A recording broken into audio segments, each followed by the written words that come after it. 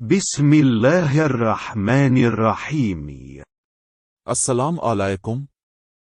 تمام دوستوں سے گزارش ہے کہ میرے چینل کو لائک اور سبسکرائب کریں۔ قسط نمبر 42 حق و باطل کی جنگ۔ عاشقوں کا صبر۔ الصبران اللہ۔ ہجرت اور جدائی کی گھڑیوں میں اللہ کے حضور سے محروم ہو کر بھی صبر کرنا عاشقوں کا صبر کہلاتا ہے۔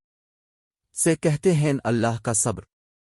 عقیدہ رکھنے والا آدمی اپنے آقا سے ملنے اور اس سے ملنے کے لیے ہمیشہ بے تاب رہتا ہے، لیکن یہ ظہور اس کو تب نصیب ہوتا ہے جب اس کی روح انصری پنجرے سے پرواز کرتی ہے اور تمام حجاب اتار کر اللہ تعالیٰ کی بارگاہ میں پیش کیے جاتے ہیں۔ جب تک جدائی اور قربت کی یہ گھڑیاں نہ آئیں، محرومی کی گھڑیوں میں صبر و شکر کرنا اور پیار و محبت سے محروم نہ ہونا الصابر ان اللہ ہے۔ سنتوں کا صبر احکام و ممنوعات پر عمل کرنا تھا۔ درد، مصیبت اور اذیت کے انتہائی لمحات میں صبر اور شکر گزار بنوں، لیکن عاشقوں کا صبر یہ ہے کہ وہ حقیقی محبوب سے جدائی اور محرومی اور جدائی کے لمحات میں صبر کرے۔ صبر کی یہ حالت سنیوں کے صبر کی حالت سے زیادہ تکلیف دہ ہوتی ہے، کیونکہ محبت کرنے والے سب کچھ سہتے ہیں، خوشی اور سکون، دکھ اور تکلیف ان کے لیے ایک جیسی ہوتی ہے۔ احکام و ممنوعات پر عمل کرنا ان کے لیے کوئی معنی نہیں رکھتا۔ وہ سب کچھ برداشت کر سکتے ہیں، لیکن اگر ایک چیز ہے جو وہ برداشت نہیں کر سکتے تو وہ محبوب کا نقصان ہے۔ جدائی کی گھڑی عاشق پر بھاری ہے۔ سب سے مشکل صبر۔ کہا جاتا ہے کہ ایک شخص شبلی کے پاس گیا اور اب سے پوچھا کہ صبر کرنے والوں کے لیے کون سا صبر سب سے مشکل اور مہنگا ہے۔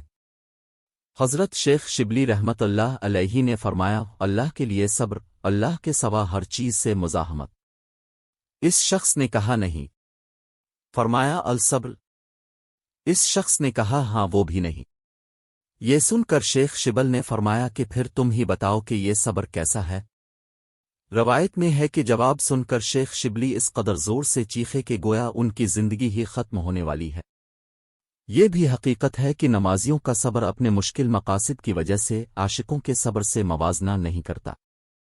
حضرت مولانا غوث علی شاہ آئرہ پانی پتی رحمت اللہ علیہ نے ایک واقعہ بیان کیا ہے کہ ایک شخص کسی عاشق درویش کی خدمت میں جایا کرتا تھا اور ان کی صحبت میں بیٹھا کرتا تھا اور اپنی کوئی خواہش اور ضرورت کا اظہار نہیں کرتا تھا۔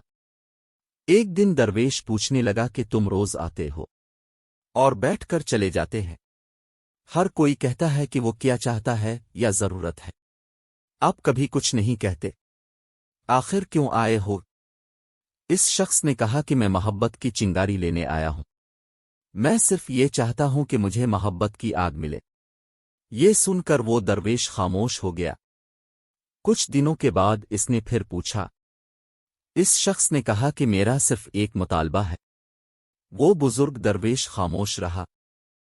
کچھ دنوں کے بعد اس نے پھر پوچھا تو اس شخص نے اپنا مطالبہ دہرایا کہ مجھے محبت کی چنگاری چاہیے اور کچھ نہیں۔ اس پر بزرگوں نے کہا کہ کل جنگل میں فلاں جگہ جاؤں گا تو وہاں ایک شخص پڑا ہوا دیکھوں گا، اسے اس کے بارے میں بتائیں۔ اگلے دن وہ شخص جنگل میں اس جگہ چلا گیا۔ وہاں اس نے ایک شخص کو پڑا دیکھا جس کا سر، بازو اور ٹانگیں جسم سے جدا ہو کر مر رہی تھیں۔ اس حالت کو دیکھو۔ جانے کے بعد اس نے بزرگ سے کہا کہ میں نے دیکھا ہے کہ اس شخص کا ہر عضو تن سے جدا ہے اور تکلیف میں ہے۔ یہ سن کر درویش نے کہا کہ یہ تو عاشقوں کا معاملہ ہے، اگر یہ شرط منظور ہو تو اس کو محبت کی چنگاری دی ہے۔ جو لوگ عشق و محبت کا دعویٰ نہیں کرتے ان کے ساتھ اس سے مختلف سلوک کیا جاتا ہے، اور جب وہ عشق و محبت کا دعویٰ کرتے ہیں تو محبوب کا رویہ بدل جاتا ہے۔ قرآن میں کہا گیا ہے کہ اور ہم تمہیں کچھ خوف، کچھ بھوک، کچھ مال، جانوں اور پھلوں کے نقصان سے آزمائیں گے۔ البقرہ 2:1-5-5۔ محبت کا دعویٰ کرنے والوں کو آزمائش کی بھٹی میں ڈال دیا جاتا ہے، اور خوف اور بھوک کے مارے جان و مال اور دوسری نعمتوں میں کمی کر کے ان کا امتحان لیا جاتا ہے کہ یہ لوگ اپنے دعوے محبت میں کہاں تک سچے ہیں۔ صبر کا ثواب۔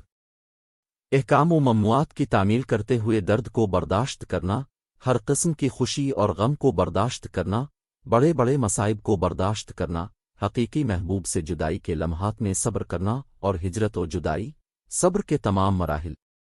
وہ اللہ کی رضا اور خوشنودی کا سبب ہے۔ اسی لیے قرآن کریم مریض کا ثواب بیان کرتے ہوئے کہتا ہے، بے شک اللہ صبر کرنے والوں کے ساتھ ہے۔ البقرہ 2:1-5-3۔ یعنی صبر کرنے والوں کو اللہ کی صحبت نصیب ہوگی، بلکہ اس سے بھی بڑھ کر فرمایا، اس کی قوم پر ان کے رب کی طرف سے برکتیں اور رحمتیں ہیں۔ البقرہ 2:1-5-7۔